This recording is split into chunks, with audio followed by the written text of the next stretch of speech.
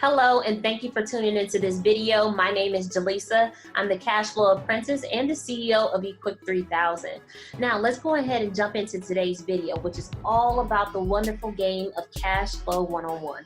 The third benefit I want to talk to you about is mastering the income statement and the balance sheets, right? These are two financial instruments that you can be able to utilize not only in the game, but in your real world life. Okay. Within the game, you're able to now record transactions on what's happening, right? Whether you're increasing your expenses or you're increasing your income or just the reverse, right?